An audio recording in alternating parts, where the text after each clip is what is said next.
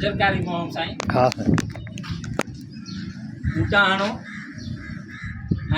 जो मौसमियाती तब्दीली आई है एडी शदीद गर्मी है उनजो जेकर तोड़ को है तो ये बूटा आहिनि ये वण आहिनि निम जा वण हणो हे वण हणो तो जीअं सिंध सरसब शादाब थे ऐं जेको आहे सो गर्मीअ जी शिदत ख़तमु थिए। साईं वली साहब किथों मिलन बूटा? जी साईं असां जेको बूटा गुलशन हदीद फेज़ 1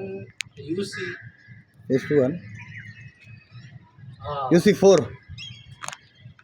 UC4 में ही दोस्तन ने जेको आहे सो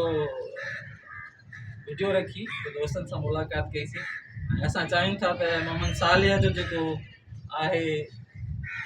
बाग़ आहे हुन में वण वॾे तइदाद में हणजनि ऐं मुंहिंजो पंहिंजो बि नंढिड़ो हिकिड़ो बाग़ आहे स्टील टाउन जे अंदरि ऐं उते बि यकीनन ही बूटा हणंदासीं जीअं गर्मी आहे हुनजी अॻिते हली मौसम में तब्दीली अचे छो जो ॾींहों ॾींहुं मौसमियाती तब्दीली थी अचे पई उहा इंतहाई ख़तरनाक आहे ताईं गरम थी तो ही मोहम्मद सालिह ही बूटा इंतहाई असांजे लाइ ज़रूरी आहिनि असांजी ज़िंदगीअ जे लाइ ज़रूरी आहिनि। मूंखे यकीन कयो त ईअं लॻंदो आहे त असां इंसान हिन धरती जा ऐं पंहिंजा दुश्मन आहियूं ऐं जंहिं टारीअ ते वेठा आहियूं उन टारीअ खे ई असां कटे रहिया आहियूं। ही जेके कुझु जेकी शिदत गर्मीअ में आई आहे सिंध जे अंदरि आई आहे मुल्क जे अंदरि आई आहे उन में असांजे हुक्मरान तबिके जो जागीरदार वॾेरनि जो जेको किरदारु आहे त उन्हनि हज़ार एकड़नि ते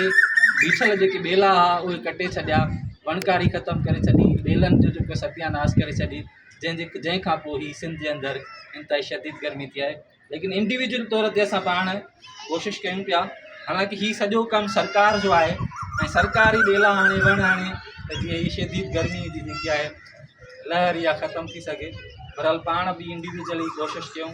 सिंध जा 5 करोड़ आवाम जेकॾहिं हिकु हिकु ॿूटो बि हणे त 5 करोड़ सिंध में ॿूटा लॻी वेंदा। पोइ पाण अचो त हिन मुहिम में हिन जदोजहद में पंहिंजो हथु वधायूं। जी